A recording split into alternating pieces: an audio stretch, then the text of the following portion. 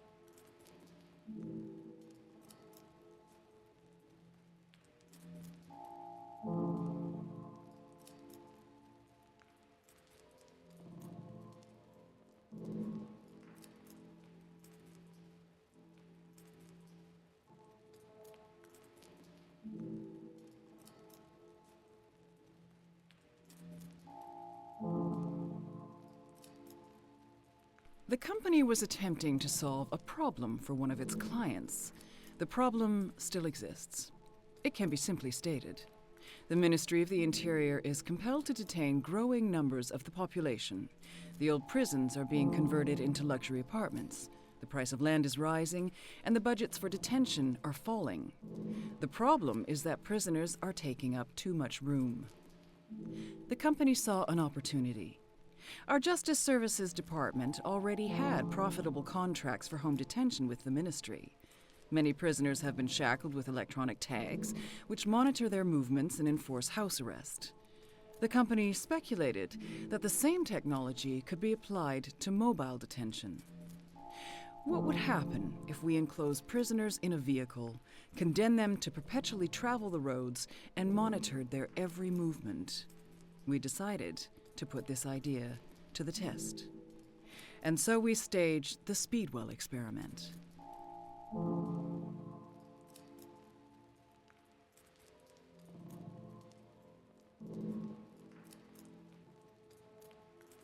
Our methods were unimpeachable. We selected a road system in a medium-sized coastal city for the experiment. We negotiated with the ministry for the temporary transfer of 3 adult males from a local prison. We hired materials for 3 months. We kept scrupulous records.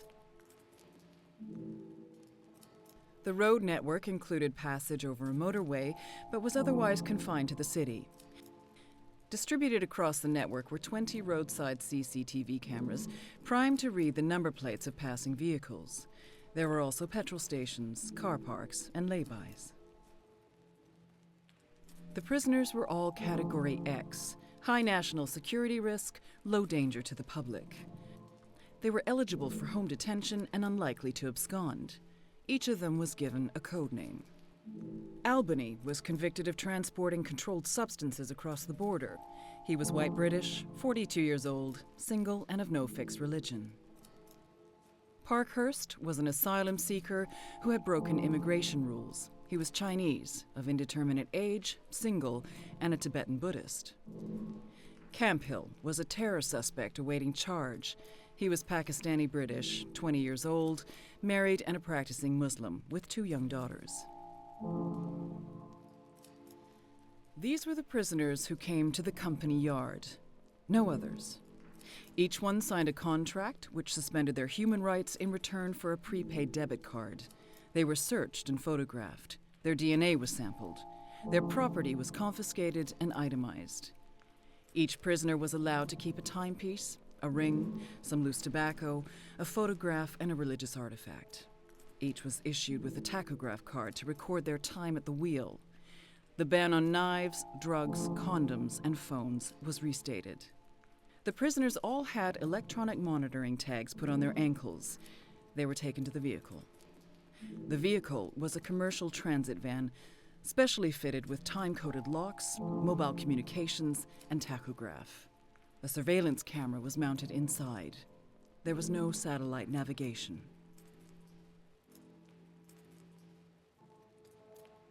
We designed strict protocols for the Speedwell experiment. Nothing was left to chance.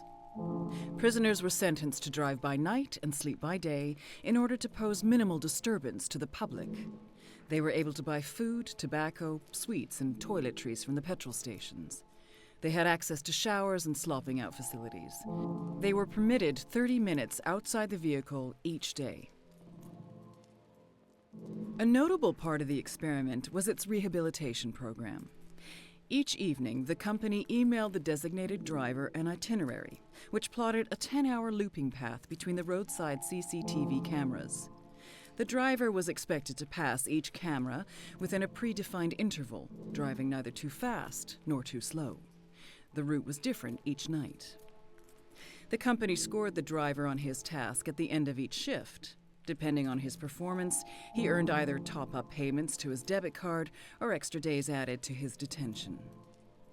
The idea was that prisoners would be taught the cognitive skills that would help them to reintegrate into society and stop reoffending. It was a beautiful idea.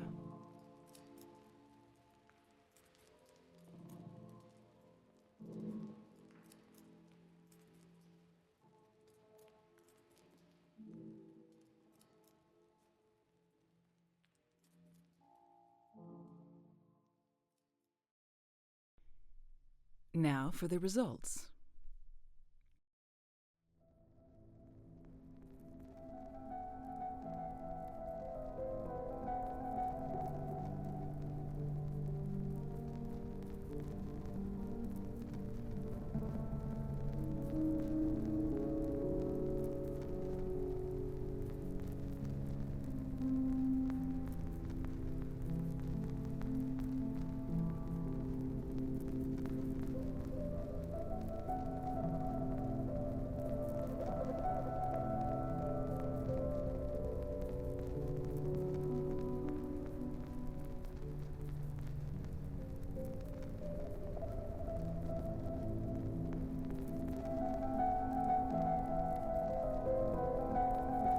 Week 1.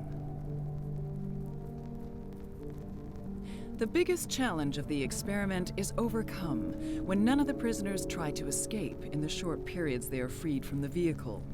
They queue at the petrol stations to buy provisions, they shower at the roadside facilities, they stretch their legs and watch the sun go down. There are some technical glitches. The driver tacho cards initially fail to work. Albany is scheduled to drive first. He has emailed his route, the onboard camera shows him taking to the roads, and yet we are unable to score his performance. The same thing happens to Camphill on the second night.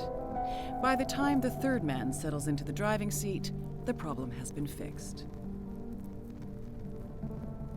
Parker sets off, passing each of the roadside CCTV cameras in turn at the appointed times, looping back to pass them again, maintaining an even speed, tracking his route, orbiting the sleeping city unnoticed and unhoused.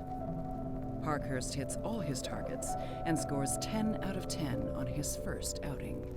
The company is impressed.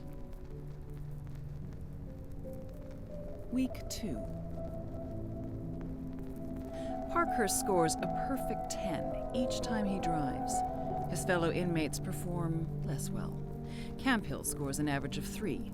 Albany scores only 1. We note that Parkhurst has taken to wearing a hooded sweatshirt. Week 3.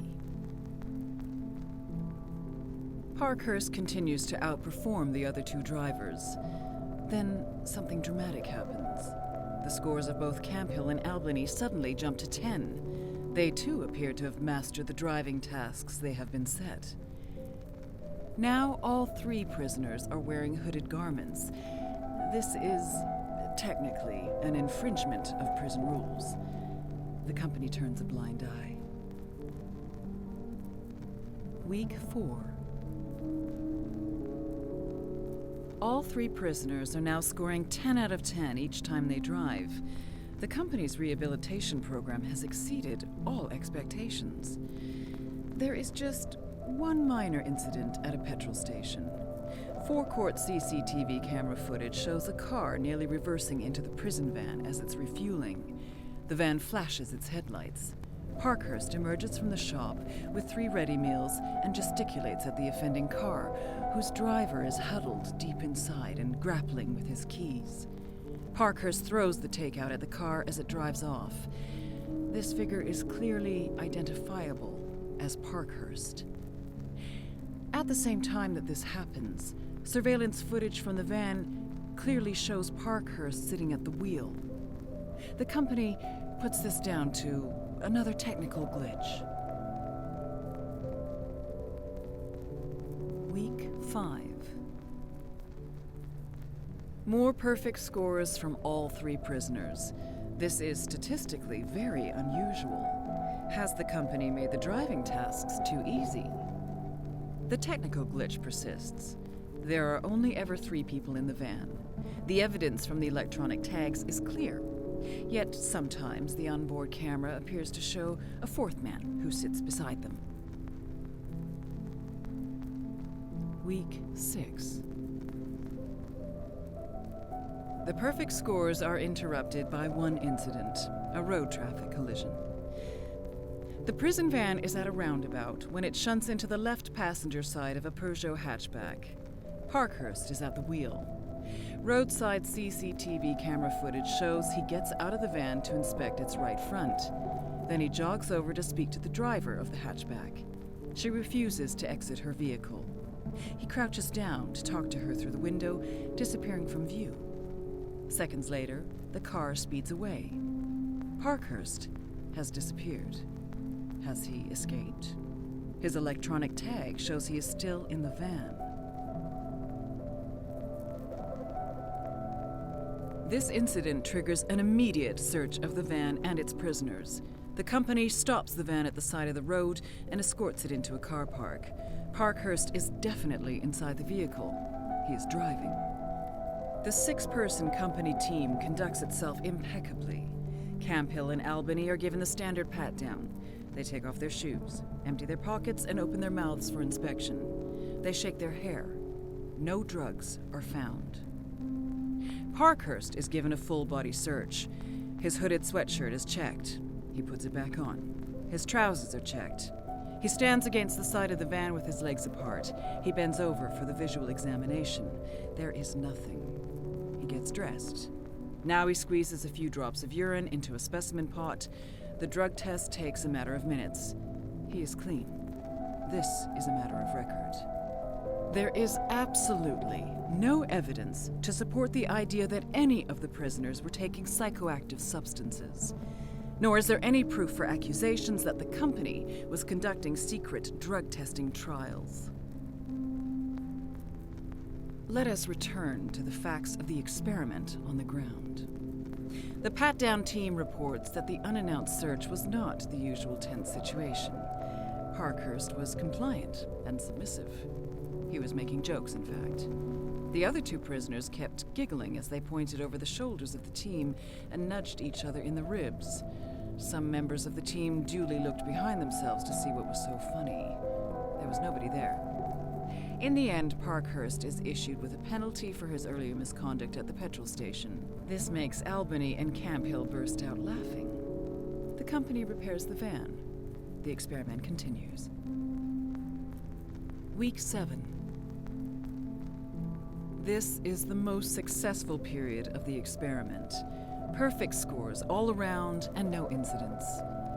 The only thing to report is a taunting email from Parkhurst to the company, complaining that the driving tasks are so easy he could do them with his eyes closed. It was sent while he was at the wheel. Week 8. This is when the major incident occurs. Parkhurst is driving, inevitably. He is nearing the end of his shift. The vehicle is on the motorway approach road. The sun is coming up, visibility is good. It is dry and the road offers high skid resistance. There is a light southeasterly wind. The van moves away from its lane, jumps the central reservation, and traveling at 90 miles per hour, hits the base of a sodium lamp. The onboard camera is destroyed.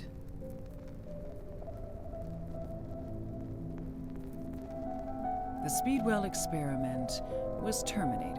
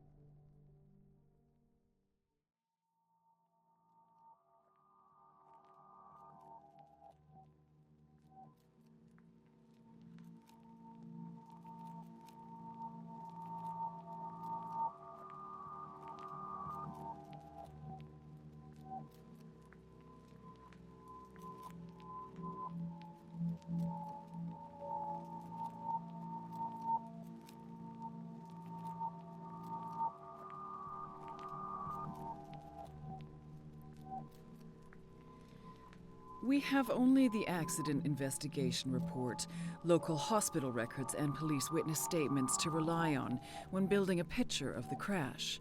Roadside CCTV camera footage was not available.